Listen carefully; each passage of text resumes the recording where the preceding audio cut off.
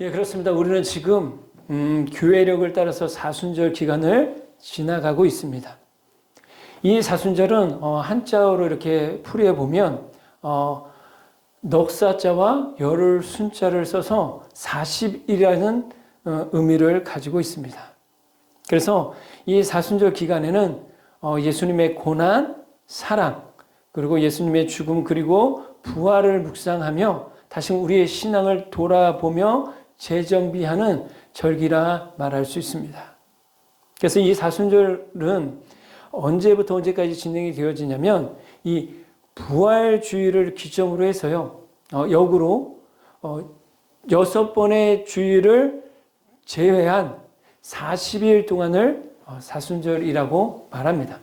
그래서 올해 부활주일이 언제냐면 4월 9일이 부활주일인데 그러면 언제부터 사순절이 시작이 되어졌냐면 역으로 이렇게 계산을 해보면 6번의 주일을 빼고 나면 2월 22일부터 사순절 기간이 시작이 되어진 겁니다. 그래서 4월 9일 전, 부활절 전날 4월 8일 토요일까지가 사순절이라고 보시면 되겠습니다. 자, 그러면 우리가 궁금한 것이 뭐냐면 왜 40일인가 라는 거예요. 왜 40일인가?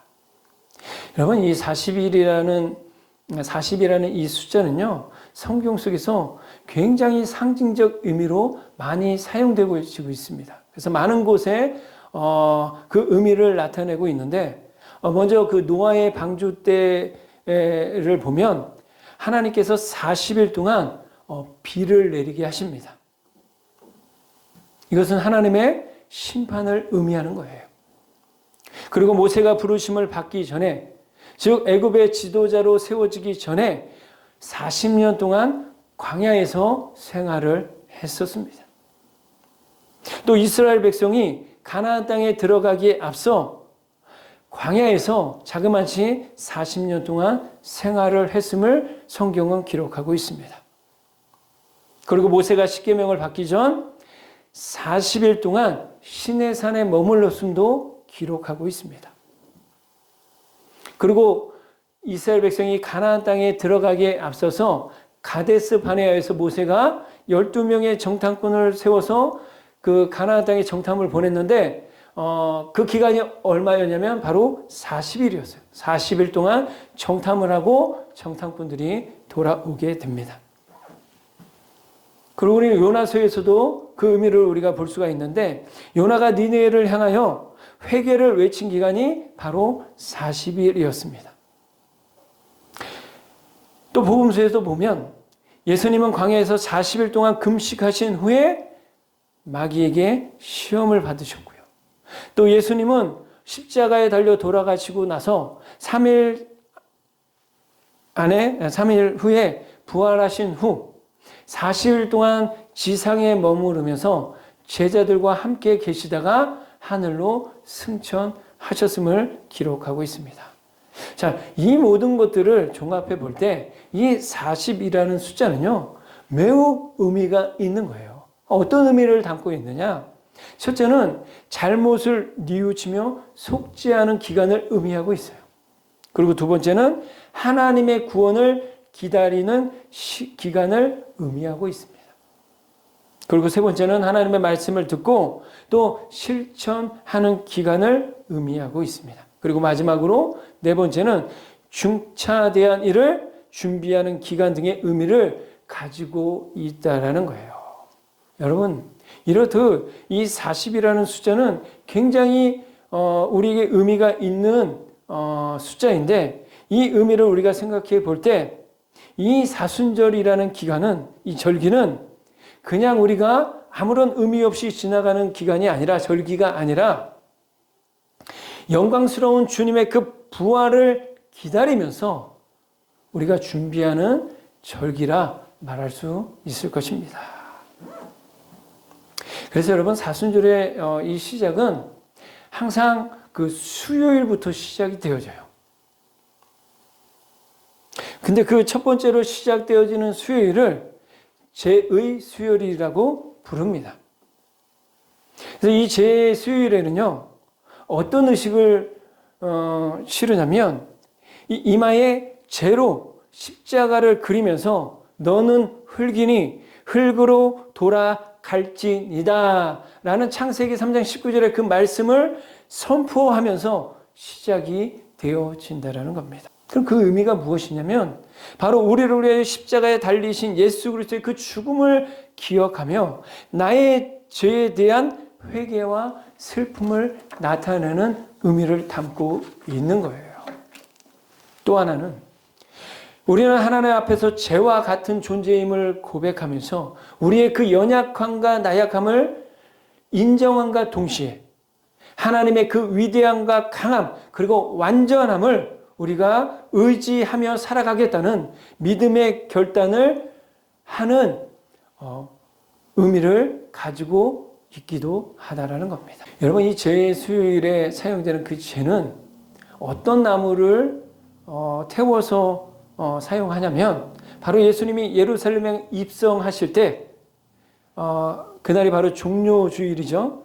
예, 그 입성하실 때 사람들이 흔들었던 나무가 있어요. 그 나무가 뭐냐면 바로 종려나무입니다. 바로 이 종려나무를 태워서 만든 재를 그 다음에 이 제 수요일에 사용한다라는 거예요. 그럼 왜 굳이 종려나무를 사용하느냐? 그 의미가 과연 무엇이냐?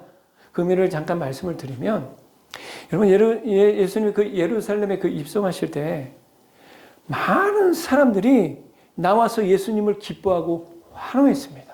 호산나 호산나 다윗의 자손이여 찬송하리로다. 주의 이름으로 오시는 이여 가장 높은 곳에서 호산나 하더라. 이렇게 예수님을 바라보면서 예수님의 이름을 찬양하고 선포했고 예수님을 환호했다라는 겁니다. 그럼 왜 사람들이 예수님을 그처럼 기뻐하고 환호했느냐라는 거예요. 왜 그랬을까요? 바로 예수님을 로마로부터 자신의 민족을 해방시켜줄 구원자로 믿었기 때문에 그렇습니다. 이제 예수님께서 저 로마의 핍박으로부터, 저 로마의 압제로부터 우리를 해방시켜 주겠구나. 이런 기대감이 있었습니다. 이런 소망감이 있었다라는 거예요. 그 구원자, 그 메시아가 바로 예수님이라고 믿었다라는 거예요. 자, 그런데 그 예수님, 자신들을 그 로마의 압제로부터 해방시켜주고 구원시켜줄 거라고 믿었던 그 예수님이 자신들이 기다리고 고대하던 그 메시아 구세주가 아님을 깨닫게 되자 그토록 예수님을 환호하던 많은 사람들은요, 이내 돌변하여 예수님을 십자가에 못 박으라고 외치는 사람들로 돌변했다는 거예요. 사랑하는 여러분, 우리는 어떻습니까? 우리는 왜 지금 예수님을 믿고 있습니까? 또 예수님을 기뻐하며 예수님의 이름을 찬양하고 있습니까? 또 예수님 앞에 기도하며 예수님을 예배하고 있습니까? 혹시 우리가 원하는 것, 우리가 바라는 것, 그 모든 것을 예수님께서 들어줄 거라는 기대감을 가지고 소망함을 가지고 예수님을 믿으며 살아가고 있지는 않습니까? 예수님을 예배하고 예수님을 찬양하고 있지는 않으세요? 그러므로 인해 때때로 우리가 원하고 바라는 대로 예수님께서 해 주시지 않을 때 예수님을 찬양하던 우리의 입술은 이내 돌변한 예수님 앞에 원망하고 불평하는 입술이 되어 2000년 당시 예수님을 십자가에 못 박으라고 외치던 그 사람들처럼 예수님을 또다시 십자가에 못 박고 있지는 않습니까? 우리는 깊이 이 시간 또 이 사순절 기간을 지나면서 묵상해 보았으면 좋겠습니다. 그래서 다시 한번 우리의 그 신앙이 회복되어지는 귀한 은혜의 시간이 되어졌으면 좋겠습니다. 여러분, 그래서 이 성경 속에서 죄의 의미는요, 회개와 슬픔을 상징하고 있어요. 사람들은 슬픈 일이 있거나 자신들의 잘못을 회개할 때 죄를 덮거나 죄를 머리에 뒤집어 쓴다는 이 표현이 성경 속의 많은 부분들에 기록이 되어져 있습니다. 그것을 우리가 잠깐 몇 구절 살펴보면 에스더서 4장 1절 말씀입니다. 모르드게가 이 모든 일을 알고 자기의 옷을 찢고 굵은 베옷을 입고 죄를 뒤집어 쓰고 성중에 나가서 대성통곡하며. 여러분, 이 말씀의 배경도 보면 하만이라는 사람이 음모를 꾸며서 모르드게의 민족인 유대인들을 다 죽이려고 해요. 근데 이 사실을 모르드게가 알게 되죠. 그래서 하나님 앞에 나아가서 대성통곡하면서 자기의 옷을 찢고 굵은 베옷을 입고 죄를 머리에 뒤집어 쓰고 하나님 앞에 막 대성통곡하며 기도했다라는 겁니다. 그 말씀이 바로 이 말씀인 거예요. 그리고 다니엘서 9장 3절에도 보면 내가 금식하여 베옷을 입고 죄를 덮어쓰고 주 하나님께 기도하여 간구하기를 결심하고. 자, 이 말씀도 그 배경을 보면 다니엘이 다리오 왕 시절에 하나님의 말씀을 보다가 하나님께서 예레미야에게 하신 말씀, 그 말씀이 뭐였냐면 예루살렘이 70년 동안 황무지가 될 거라는 그 예언의 말씀을 해주거든요. 예레미야한테. 그 말씀이 기록된 말씀을 이 다니엘이 하나님의 말씀을 보다가 보게 된 거예요. 그래서 그 말씀을 가지고 하나님 앞에 나아가서 금식하며 베옷을 입고 머리에 죄를 덮어쓰고 하나님 앞에 자신의 민족의 죄와 자신의 그 죄를 하나님 앞에 간구하면서 자신의 민족에게 긍휼함을 베풀어 달라고, 자비함을 베풀어 달라고 기도했다라는 거예요.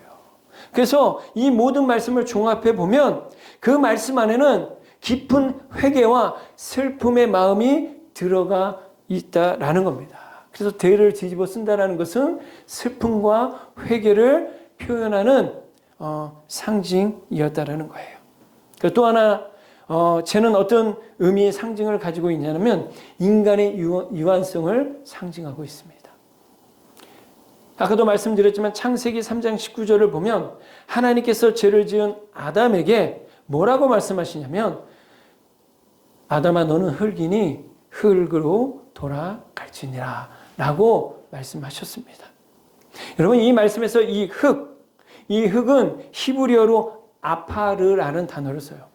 이 단어가 어떤 의미를 가지고 있냐면 죄, 티클, 그리고 먼지의 의미를 가지고 있습니다. 여러분 이것이 무엇을 의미하는 거예요? 인간이 하나님의 피조물이라는 사실을 다시 한번 깨닫게 해준과 동시에 하나님 없이는 결코 단 하루도 살아갈 수 없는 연약한 존재임을 의미하고 있다라는 겁니다. 우리는 그토록 연약한 존재라는 거예요. 유한한 존재라는 것입니다. 그것을 말하고 있는 거예요.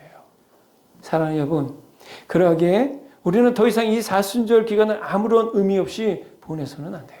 이 사순절 기간 동안 우리를 구원하기 위해 이 땅에 오신 그 주님을 우리가 깊이 묵상하고 왜 예수님께서 그 십자가 위에서 죽으셔야만 했는지 우리는 깊이 묵상하며 이 사순절 기간을 보내기를 주님의 이름으로 부탁드립니다.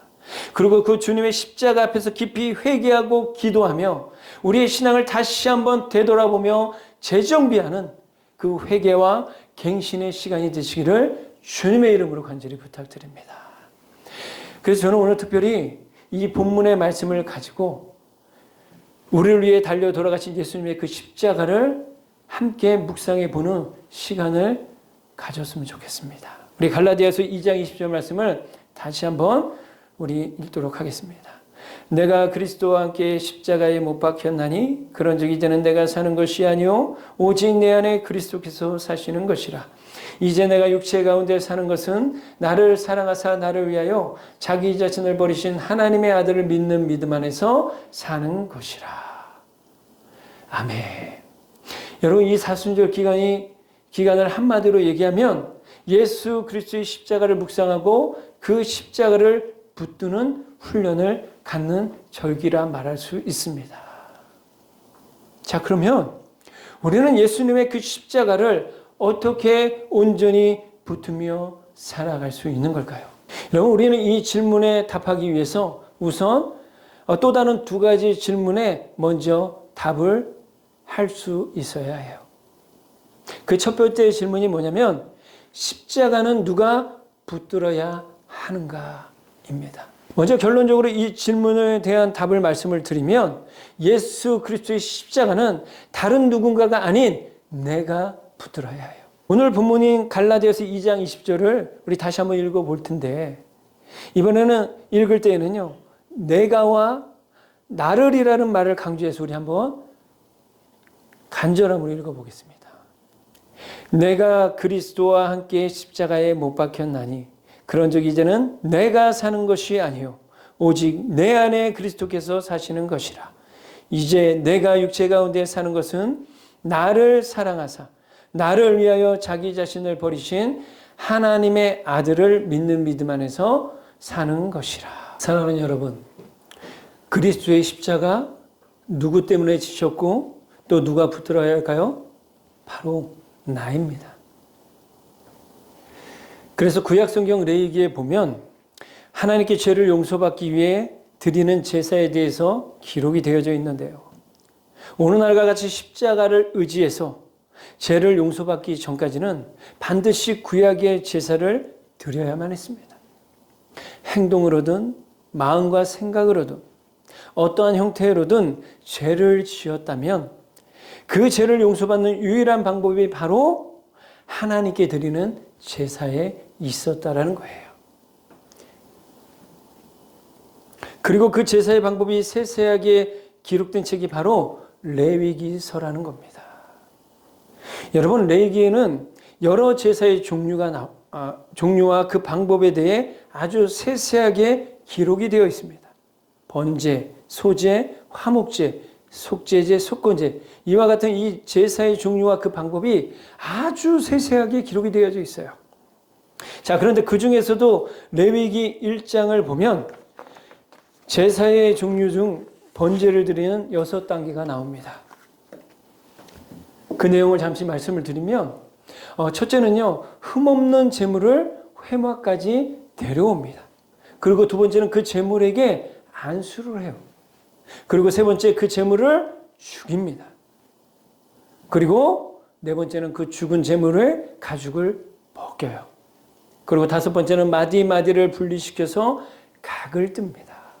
그리고 마지막 여섯 번째로 조각난 마디마디를 제사장이 태우는 것으로 구약의 모든 제사가 끝이 난다는 거예요.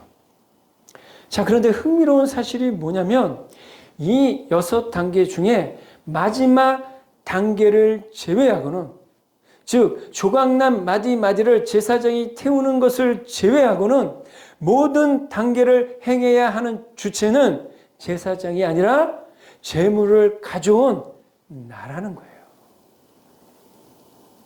제사장이나 숙련된 사람이 도와주는 것이 아니라 모든 것을 제시슨 받기 원하는 당사자, 즉 내가 해야만 했다라는 것입니다. 사랑하는 여러분, 한번 모든 제사를 마친 그 제사의 현장을 상상해 보시길 바라요. 제물을 죽이고 가죽을 벗기고 마디마디를 조각내고 지칠 대로 지쳐있는 사람, 또 온몸에는 짐승의 피와 배설물로 범벅이가 되어져 있고 주위에는 온통 짐승들의 피와 가죽과 뼈 조각으로 어지럽혀져 있던 곳, 그곳이 바로 하나님께 제사를 드렸던 회막의 모습이었다는 겁니다. 자, 그런데 이런 상황과는 전혀 어울리지 않는 구절이 레위기 1장 9절에 기록되어져 있다는 거예요. 우리 같이 읽습니다. 그 내장과 정강이를 물로 씻을 것이요 제사장은 그 전부를 제단 위에서 불살라 번제를 드릴지니 이는 화제라 여호와께 향기로운 냄새니라. 아멘. 자, 여러분, 이 말씀을 보면 하나님이 좀 이상하다라고 느껴지지 않으세요? 아니, 그렇게 잔인하고 추악하고 더러운 상황에서 하나님은 그 제물을 향기롭게 받으신다라는 거예요. 짐승의 피가 튀는 것을 좋아하시고 가죽을 벗기고 마디마디를 쪼갤 때 하나님께서 기뻐하시고 환호하시며 그렇게 드려진 제물을 향기롭다고 말씀하신다라는 겁니다. 그런 하나님. 좀 어떻게 보면 좀 무섭게 느껴지지는 않으십니까? 그래서 어떤 사람들은 이런 잔인한 하나님은 믿을 수 없다라고 말하기도 한다라는 거예요. 자, 그러나 하나님은 짐승의 죽음에 기뻐하시는 잔인한 하나님이 아니에요. 이 말씀은 그런 의미를 말하고 있는 게 아닙니다. 왜냐하면 그 짐승을 만드신 분도 하나님이기 때문에 그래요. 자, 그렇다면 하나님이 이 제물을 향기롭다고 말씀하시는 그 이유는 무엇일까요? 그 의미는 무엇일까요? 바로 흠없는 제물을 가져와서 안수를 통해 제가 그 제물에게 전가한 후에는 더 이상 이 제물은 흠없는 생명이 아니라 잿덩어리가 되었기 때문입니다. 그래서 죄가 죽고 죄의 가죽이 벗겨지고 죄의 마디마디가 쪼개진 후 죄가 불살라지는 것, 그로 인해 죄인인 우리가 다시 살아나게 되는 것, 바로 그것을 하나님께서 기뻐하시고 향기롭게 여기신다라는 거예요. 그러니까 다시 한번 쉽게 말씀을 드리면 흠없는 제물을 가지고 와서 나의 죄를 그 제물에게 안수를 통해서 전가하는 거예요. 옮겨가는 거예요. 그래서 나의 모든 죄가 그 제물에게 가고 그 잿덩어리가 된 그 제물을 죽이는 겁니다. 그로 인해 나의 죄가 사해짐을 하나님께서 기뻐하시는 거예요. 하나님께서 향기로운 제물로 그 제사를 그래서 받으시는 겁니다. 여러분, 우리가 십자가를 붙들 때 하나님께서 기뻐하신 이유도 동일해요. 그 십자가를 통해 우리의 죄가 태워지고 쪼개지고 씻겨지기 때문인 거예요. 자, 그런데 여기서 중요한 게 뭐예요? 바로 그 십자가는 다른 누군가가 아닌 내가 붙들어야 한다는 겁니다. 다른 사람이 대신 지는 십자가 아무 의미도 아무 소용도 없습니다. 오직 내가 죄인인 내가 예수 그리스도의 십자가를 붙들 때 예수님께서 나의 모든 죄를 신눈보다도 더 깨끗하게 씻어 주신다는 사실을 믿으시기를 바랍니다. 하나님 여러분, 이제까지 누군가 내 십자가를 대신 지어주길 바라고 누군가 대신 내 죄를 위해 기도해 주기를 바랬다면 그 헛된 마음들을 주님 앞에 내려놓고 이번 사순절 기간에는 여러분 각자가 직접 십자가를 붙들고 직접 예수님 앞에 나아가 기도하는 여러분들이 되시기를 바랍니다. 그렇게 할 때 나의 죄를 사하시고 나를 구원하신 놀라운 하나님의 그 은혜를, 그 사랑을 더욱더 깊이 경험하게 되실 줄 믿습니다. 자, 두 번째 질문. 그렇다면 우리는 십자가를 언제 붙들어야 하는 걸까요? 자, 첫 번째 질문, 십자가는 누가 붙들어야 하는가? 바로 내가 붙들어야 하나라고 말씀했습니다. 그럼 두 번째 질문, 십자가는 언제 붙들어야 하는 걸까요? 이것도 결론적으로 먼저 말씀을 드리면 십자가는 바로 지금 붙들어야 하는 거예요. 자, 우리 이번에도 갈라디아서 2장 20절을 다시 한번 읽어볼 텐데 이번에는 이제라는 단어를 우리가 강조해서 한번 읽어보도록 하겠습니다. 내가 그리스도와 함께 십자가에 못 박혔나니 그런즉 이제는 내가 사는 것이 아니요 오직 내 안에 그리스도께서 사시는 것이라. 이제 내가 육체 가운데 사는 것은 나를 사랑하사 나를 위하여 자기 자신을 버리신 하나님의 아들을 믿는 믿음 안에서 사는 것이라. 아멘. 자, 여기에서 이제라는 말은 헬라어로요. 어떤 의미를 가지고 있냐면 현재 그리고 지금이라는 뜻을 가지고 있어요. 의미를 가지고 있습니다. 자, 그러면 십자가는 언제 붙들어야 하는 거예요? 바로 오늘 지금 현재 붙들어야 한다는 겁니다. 여러분, 많은 그리스도인들이 범하는 잘못 중에 하나가 저도 그런 잘못을 범했었는데 그게 뭐냐면 이전의 신앙, 왕년의 신앙을 그리워하고 자랑한다는 거예요. 예전의 신앙을 그리워하고 자랑한다는 겁니다. 내가 왕년에는 눈물을 흘리며 기도했었는데 내가 왕년에는 기쁨으로 늘 하나님을 찬양했었는데 내가 왕년에는 교회의 모든 봉사를 열정적으로 감당했었는데 내가 왕년에는 하나님의 그 말씀을 기쁨으로 받아들이고 순종했었는데 내가 왕년에는 단 하루도 새벽 기도를 빠지지 않고 하나님 앞에 기도했었는데. 여러분, 나의 죄를 씻으신 예수 그리스도의 그 놀라운 십자가, 옛날에 붙잡았었다고 끝나는 게 아니에요. 나를 향하신 예수 그리스도의 그 놀라운 은혜와 사랑을 옛날에 깨닫고 옛날에 그 예수님을 만났다고 모든 것이 끝난 것이 아니다라는 겁니다. 지금 우리가 예수 그리스도의 그 십자가를 바라볼 때 아무런 느낌이 없고 감격이 없고 감동이 없는 이유가 뭐냐면 내가 더 이상 용서받을 일이 없어서가 아니라 주님 앞에 의인인 척하는 나의 교만함과 완악함 때문인 거예요. 그로 인해 하나님의 은혜와 사랑을 잃어버리게 된 겁니다. 망각하게 된 거예요. 사랑하는 여러분,